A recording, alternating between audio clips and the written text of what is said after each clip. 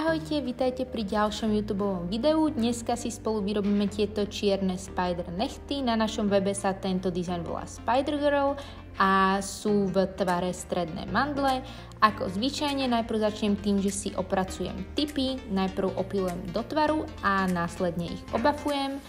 Jednu ruku som vlastne urobila už mimo videa a tu môžete vidieť vlastne predo mnou ako takú predlohu a spolu si vyrobíme na video túto druhú ruku. Takže najprv začnem týmto obafovaním a opilovaním, aby mi na tipy správne priľahli všetky materiály a potom si budeme nanášať base coat. Toto je naše posledné halloweenské výrobné video, takže na budúce si budeme vyrábať spolu nejaké vianočné dizajny alebo prípadne skúšať nejaké nail hacky, tak môžete kľudne napísať do komentáru, čo by ste radi videli. Máme pripravené nejaké vločkové dizajny, prípadne máme nejaké dizajny s postavičkami, z rozprávok, ako je napríklad Olaf z Ledicnou a máme vlastne aj luskáčika, takže stačí, keď napíšete do komentáru, ktorý z týchto dizajnov by ste chceli vidieť, prípadne keď máte nejaký iný nápad, tak moc radi ho tu na video vyrobíme.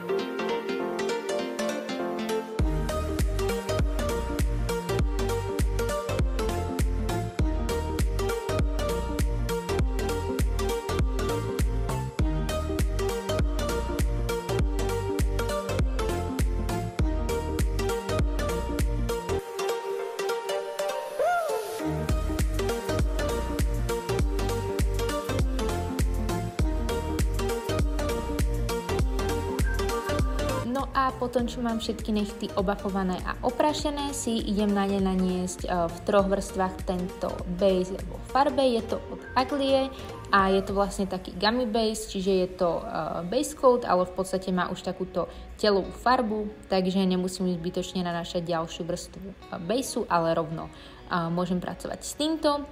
No a zároveň tieto base coaty skvele spevňujú nechtové tipy a zároveň majú krásne prirodzenú farbu, takže je to úplne ideálne na takéto dizajny napríklad s francúzskou špičkou alebo celkovo, kde chcete mať nude základ. Je to gummy base od Aglie v odtieni marcipán a naozaj je to teraz jedna z našich najobľúbenejších podkladových farieb. Takže teraz na tipy nanesiem túto bázu v troch vrstvách a potom sa spolu pustíme do vykresľovania čiernej francúzskej špičky. Vždy potom, čo dám na nechty jednu vrstvičku, tak tipy ešte otočím, aby mi materiál pekne stiekol do stredu a vytvoril v podstate krajšiu štruktúru toho materiálu na tom samotnom tipe.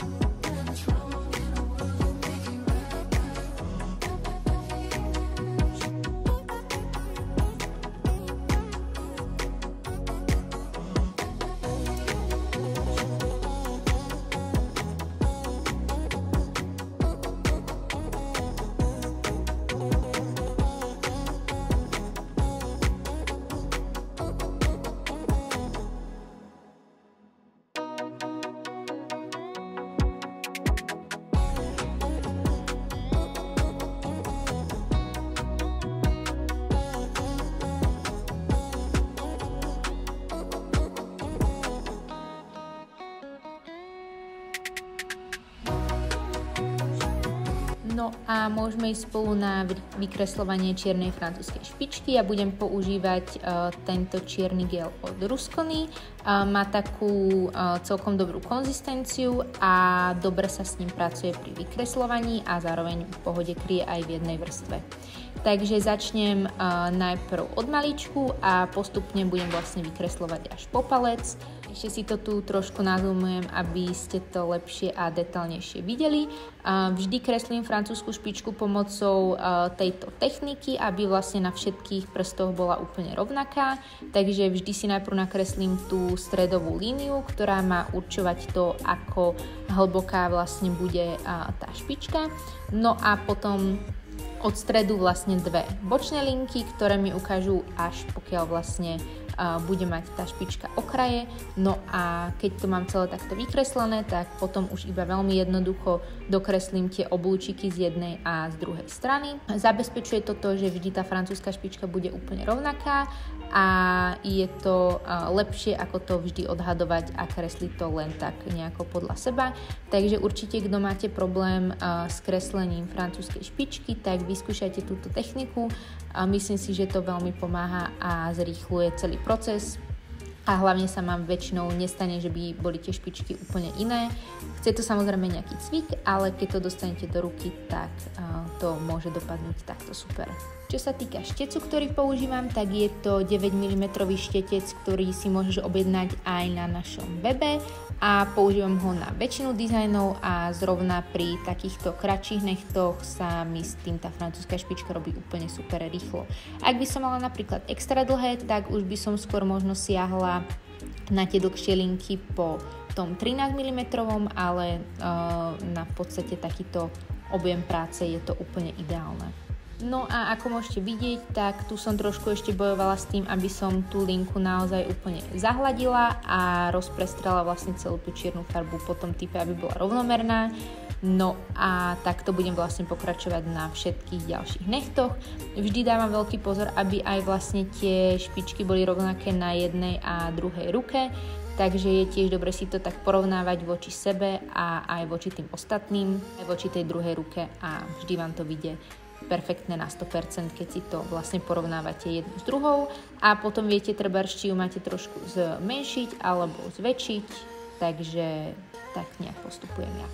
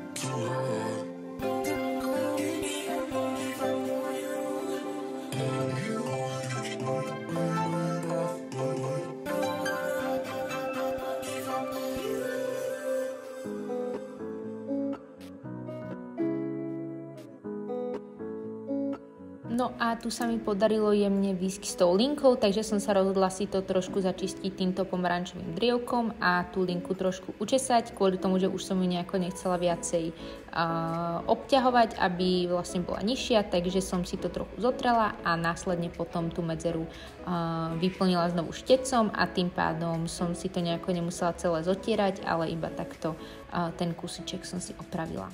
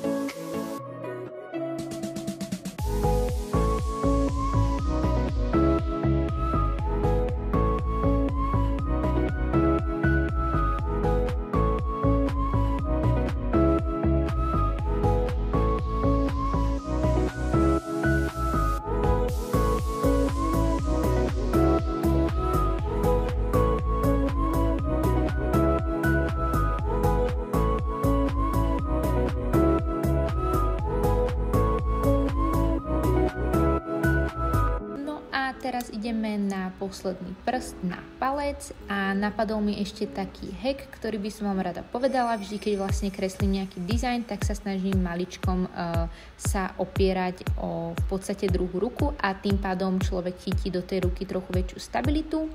Takže ak máte problém s tým robiť nejaké linky, ktoré nie sú roztrasené, tak určite si skúste takto vlastne oprieť ten maličik o tú druhú ruku a tá ruka, ktorou kreslíte, bude o mnoho stabilnejšia a podarí sa vám urobiť krajšia linka.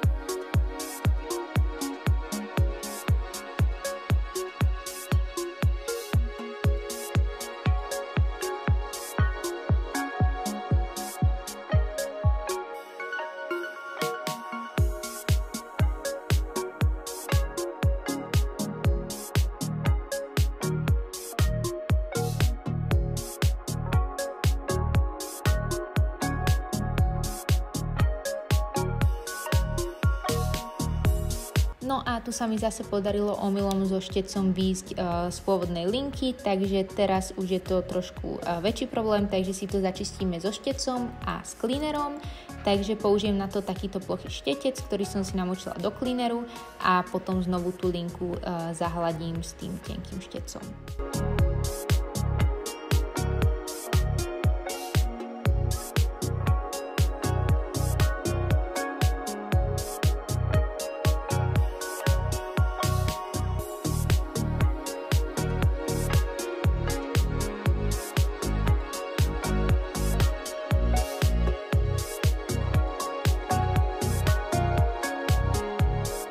No a tu už mám hotovú celú ruku, takže si ju dám pekne do lampy na 60 sekúnd a zavriem si tento gel, aby mi nevytvrdol tým, že je pri lampe. Teraz si otvorím tento biely art gel a pomocou neho budem vlastne kresliť linky, respektíve tie pavučinky. Budú dve, jeden bude na ukazovačiku a druhý bude na prsteničku. Vždy to robím tak, že si najprv porovnám tie dva typy, ktoré sa nachádzajú jeden na ľavej a druhý na pravej ruke a pomocou vlastne nejakej proporcie urobím tú pavučinu na rovnakom mieste a vždy zrkadlovo, aby to potom na rukách vyzeralo veľmi prirodzene, tak ako keby vám to spravili v salóne. No a na to, aby tie pavučinky vyzerali pekne, som si najprv nakreslila tieto linky, ktoré mi v podstate urobia takú tú osu tej pavučiny a potom budem medzi týmito linkami vlastne robiť také tie oblúčiky, ktoré nám vykreslia celý ten vzor tej pavučiny. S týmto bielým art gelom sa mi pracuje úplne super, má takú dobrú hustejšiu konzistenciu, tým pádom linky sa nejako nestvrkávajú ani sa naopak neroztekajú, takže je to fajn, pracovalo sa mi s tým rýchlo a nemusela som to prakticky vôbec opravovať. Samozrejme, keď sa pomýlite a tú linku urobíte nejako blbo, tak samozrejme, ale keď sa vám to pekne podarí vykresliť, tak v podstate nie je žiaden problém. Dôležité je ale na šteci nemať tej farby príliš veľa a preto to aj viackrát obtieram, kvôli tomu, že keby tej farby tam máte veľa, tak sa vám tam urobí zbytočne taká veľká vrstva a potom by sa vám to práve mohlo nejako roztiecť. Takže veľmi v tenkých vrstvách a potom to bude vyzerať takto krásne a precízne. No a takto dopracujem vlastne všetky tie vrstvy, sú tam 4 vrstvy týchto ako keby oblúčikov a to isté potom budem robiť aj na tom druhom prste, takže keď budem mať vám zás niečo k tomu povedať, tak sa vám znovu ozvem.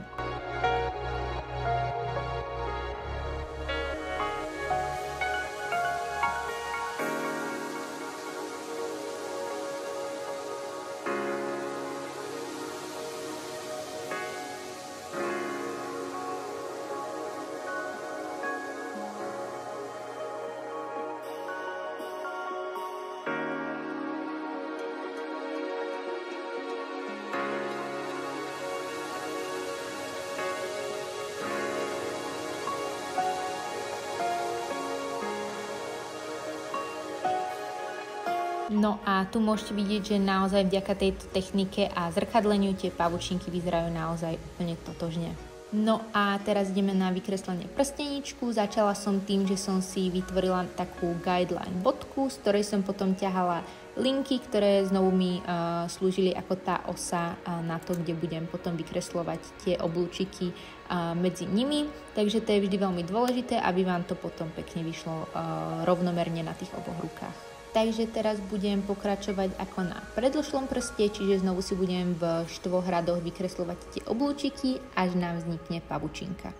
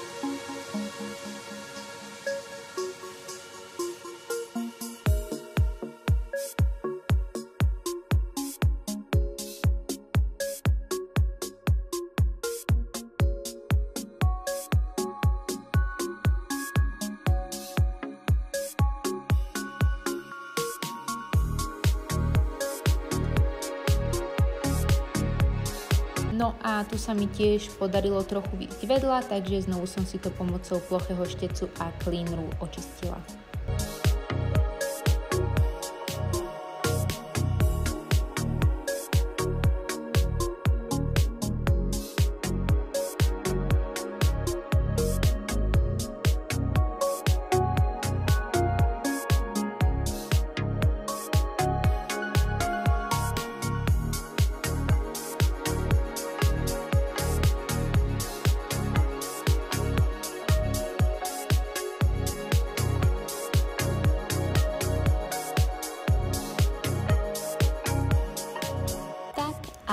nakreslený prstenček som dala do lampy a teraz ideme na naniesenie lesklého topcoatu. Budem používať tento Flexi Top od Ruscony, no a budem ho nanašať v jednej vrstve. A potom nechtíky dám do lampy znovu vytvrdiť na 60 sekúnd a potom si ich budeme spolu zapilovávať, oprašovať a odkladať do krabičky.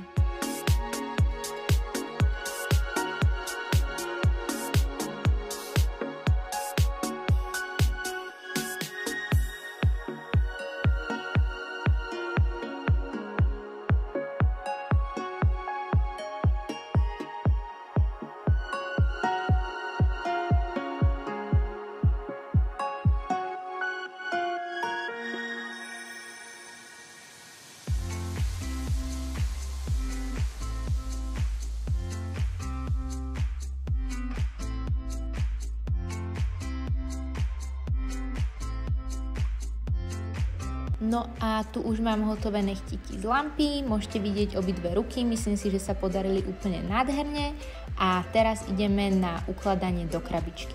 Znovu si do nej dám túto obojstrannú lepiacu pásku, ona teraz vyzerá, že je červená, ale to je iba ochranná fólia, ktorú si potom strhneme a vždy si ju takto nalepím na stred, pritlačím od strany po stranu, zastrihnem a potom vlastne z nej strhneme tú červenú fóliu a ostane nám iba priesvitná, na ktorú si budeme môcť vlastne nechty nalepiť a je takisto veľmi praktická, keď si chcete nechtíky potom odkladať naspäť do krabičky, tak vám tam budú stále držať.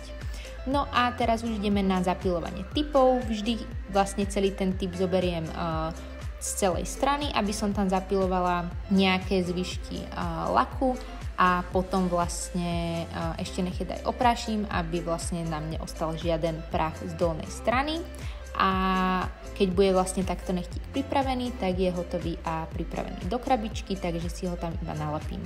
Vždy nechtíky lepím do stredu, aby vlastne vyzerali v krabičke esteticky pekne a zarovnávam na hornú linku.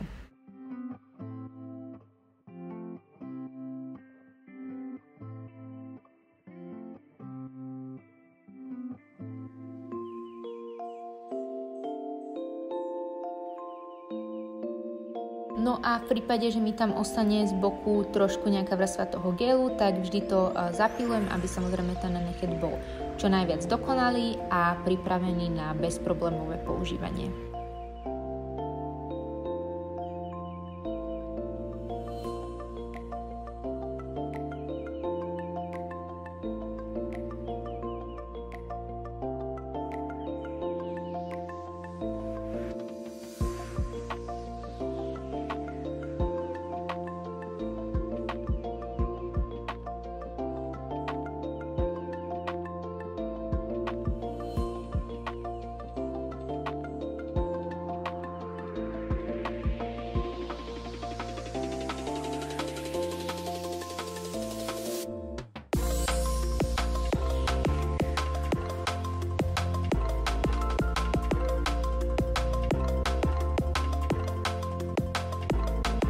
No a takto pripravené typy v krabičke sú hotové na používanie, takže keby ste si u nás vytvorili objednávku, tak my by sme vlastne urobili celý tento proces a vám už by iba nechtíky prišli takto pripravené v krabičke, hotové na aplikáciu. Ku každým nechtíkom posielame takisto aj prep kit, kde nájdete lepiace pásiky, lepidlo, alkoholový obrúsok, zatlačač na kožičku a takisto aj pilniček. Takže úplne všetko, čo potrebujete na svoju prvú aplikáciu, dostanete priamo k nechtom úplne zadarmo. A takisto ponúkame na webe aj možnosť dokúpiť si toto príslušenstvo, či už v nejakých výhodných balíčkoch, alebo takisto ponúkame aj nejakú starostlivosť o nechty. Takže je to naozaj iba na vás, čo si keď tak nechtíkom prihodíte, ale v rámci celej tej objednávky určite budete mať všetko, čo potrebujete. No a na záver budeme moc radi, keď nám do komentu napíšete, aké ďalšie dizajny by ste chceli od nás vidieť na budúce a taktiež, či sa vám toto videjko páčilo, aby sme vedeli aj nejakú spätnú väzbu od vás, prípadne čo by ste vylepšili do ďalších videí. No a nezabudnite, budeme moc radi, keď dáte tomuto kanálu odber a like a tešíme sa na vás na budúce.